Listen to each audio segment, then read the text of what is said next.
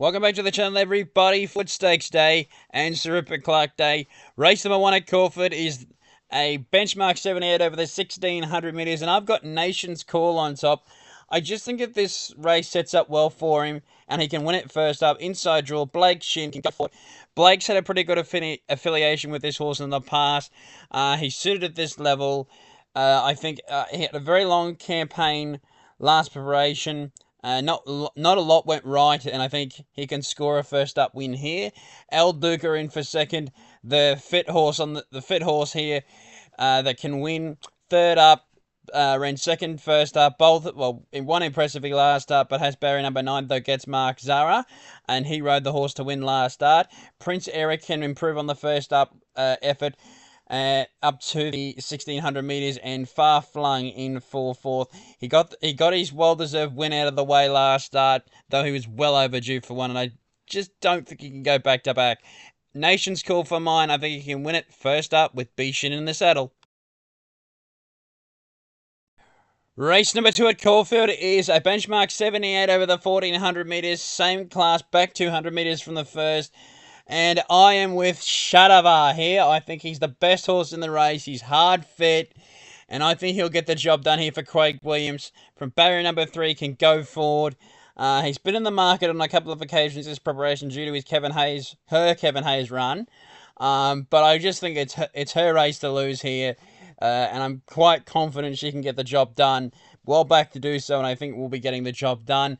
Flying Fizz in for second, ran a blinder first up, and has run some very good races throughout its career. The last time it was second up, it started favourite and absolutely trotted in. I think it was at Swan Hill, so can't dismiss his chances in it. $10, I think he's over the odds. Deep Pleasure is the horse on the way up. Same colours as a horse that absolutely trotted in here couple of weeks ago in the same colours. Can't think of its name.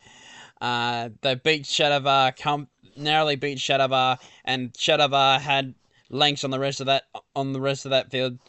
So I think Deep Pleasure can run well, and Paradise City looks one of the leaders in the race. Second up to the 1400 metres. Is a multiple winner at the 1400 metre mark at Caulfeild, so I think he can run well. But I'm all over Shadavar. I think he's the one to beat. Race number 3 is the Target for the fillies and mares over the 1200 metres, and I am with Stretton Angel. I think this horse is hard to beat.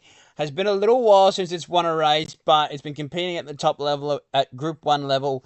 Comes back here, was resuming in the Cockram, ran probably below its best, but I think it can run well here. 55 kilos, Lockie Neindorf in the saddle from the wide draw. I can see this horse pushing forward, and I think it can run very, very well here.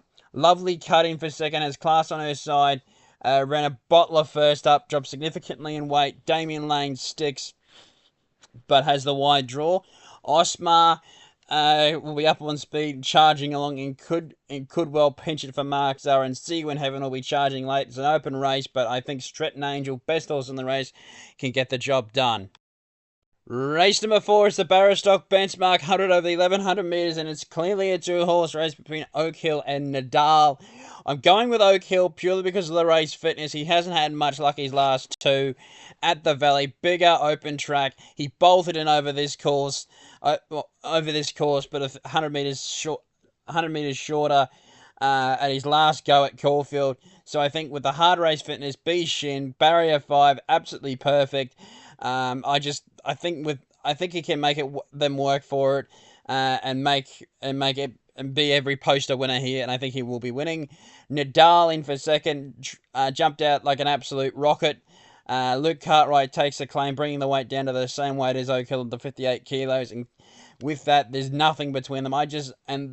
To be honest, there is nothing between them.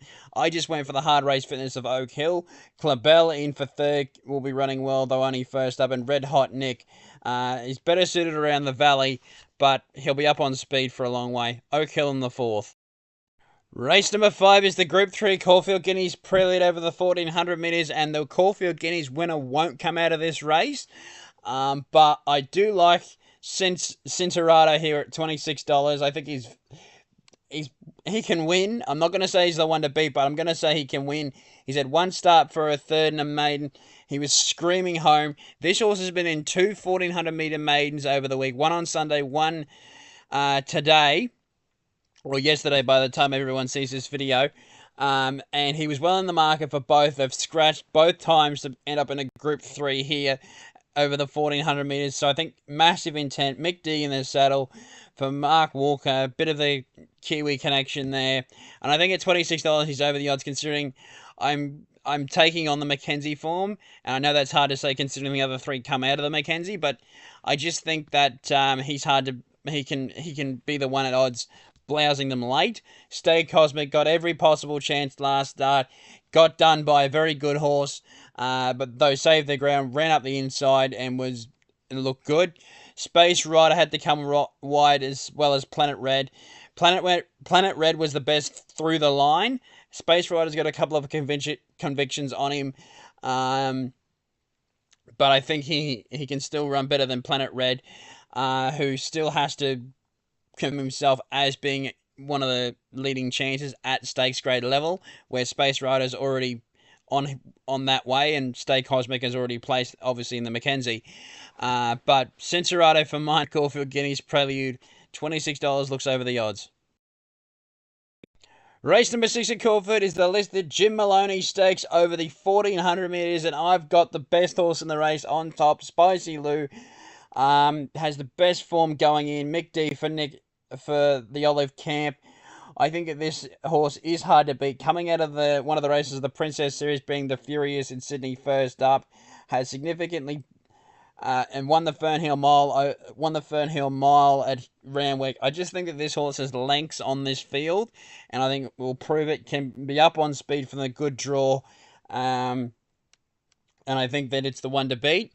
Cherish Me, one on debut, ran really well in the Diamond, confused about its first up run, bolted in last start, though it has to come up again to be competitive here, though it has been back from $10 to $6.50. Vivid Sun, 2 from 2. We never know how good they are until they're beaten. Both wins have been impressive, though he comes a massive class rise here, and he's drawn a wide draw, so happy to be against. And Chateau Ise in for fourth. But Spicy Lou, I think the best horse in the race, bolts in. Race number 7 at Caulfeild is the Group 1 Underwood Stakes over the 1800 metres, and I am very, very, very keen here on Sir Delius. I think he's clearly the one to beat. Bolted in on his Australian debut over the Queensland Carnival. Went within a lip of beating Lindemann first up over an unsuitable trip. Up to the right trip. He's even money favourite, and I can see why. If he's going to be competitive in a Melbourne Caulfield Cup, he'd want to be winning this, and I think he will be. He has lengths on this field. Even though he's only second up, he still just has a clear class edge. He's the untapped horse. We don't know where his ceiling is, and I think he's just going to be too good for them. Craig Williams, Waterhouse and Bott, just put the money in the account now. Buckaroo in for second. I thought it was an absolute blinder first up in the Memsey. And Mr. Brightside's come out of that and won his third Mackay USA, so that's the form franked. And also Fangirl's going to start a short price favourite in Sydney in the wing and the 7 stakes. I think that this horse, Little Query 1400 metres up to 1800 metres, but he won this race last year with Joe Marrera in the saddle. Blake Shin takes over. He'll be competitive. He's a massive winning chance, and I would be expecting him to run very, very well. Just a Little Query 14 to 18 second up, though he's had a trial in between runs. Moira in for third. I think can run really, really well here. Hard fit, finally can show something. And Zardozi, her best might be past her, but she's looking for further. Race number 8 at Caulfeild is the Group 1 Sir Rupert Clarke Stakes over the 1400 metres, and Angel Capital, he couldn't have been any more impressive first up. If he was going to be beaten for the preparation, it was going to be at his first up run, but no, he did it soft, he bolted in, he did everything the punters wanted him to do at the price he was. And I just think he won't be beaten here. I just can't see how he will be. He's the best horse in the race, in my opinion. 53.5 kilos, gets weight off another wheel, and has the advantage of, from the perspective of a punter, a good draw in barrier 13, because he's going to go back anyway. Another will be up on speed. Best horse in the race on exposed form. The clear class horse that has to carry the weight because of that. Seppels, if he goes forward, which is his tendril racing pattern from the wide draw, he might get caught wide. And if he goes back, even though he's got 1.5 kilos on Angel Capital, I don't think he can outsprint him. Mr. Mbini in for fourth, I think will run a blind, a very consistent mare. Though also has the outside draw to the contend with, that though has no weight. But Angel Capital, it just looks his race to lose, and he looks totally the one to beat. Race number 9 at Caulfeild is a Group 3 Naturalism Stakes over the 2,000 metres, and my best bet of the day comes up here, and it's Half Yours. Needed a scratching to get into the field, and it was the only other winning chance that was scratched in Birdman. Now that he's in, I think he's clear the one to beat. He's hard fit, no weight. Jamie Mallon, barrier 2. He's just a winner. He's a trier. And he has a sprint over an extended trip.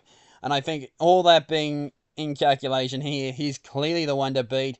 Scratched out of Sydney for this. They're coming the right way. They want to win their way into the Caulfeild Cup. He'll get his ticket here. I think I've already said, clearly the one to beat. Statuaire are in for second. Ran a really good race first up. No weight, though a wide draw. River of Stars can run well. He ran okay first up when I was with him, and I think he can run well again here. And Mark Twain comes into the best lead-in race, being the Group 1 Maccabi Diva last Saturday, though again has the wide draw. It's all about Half Yours. Good draw, low weight, crack jock. I think he'll be in the Caulfeild Cup. Race number 10 to finish what is going to be an outstanding day of racing is the IVE Benchmark 84 over the 2000, and I'm with Gilded Water. I think this horse is hard to beat. Mark Zara, Kieran Ma started favourite first up, settled outside the speed, had to absorb the pressure of the leader and then kick on. I thought it was a very credible run in defeat over the 1800 metres. Up in trip, I think, can prove hard to beat here in the last. And I think he is the one to beat. Whiskey on the Hill will be running well for Craig Williams. I thought his last two have been pretty good and comes back in grade from barrier number 9. Might make things tricky, though I think at 9.50 he's worth a play. Kings Valley in for third. Has been running really well. Narrowly beaten by Farfalling last start, and is generally a very consistent horse. And Mr. Verse comes up in grade, and I think is a little under the odds at $5. But Gilded Water for mine in the last. Race 10 of the day. I think Mark Zara and Kieran Mark can end it for His Majesty on a winning note. Thank you everyone for watching the preview for Group 1 Underwood Stakes Day. We have the Group 1 Manikato next Saturday, as well as the Golden Rose and the Sandown Stakes on Saturday. Hope you are as excited as I am for those races, and I will see you next weekend for the preview of the Group 1 Manikato Stakes.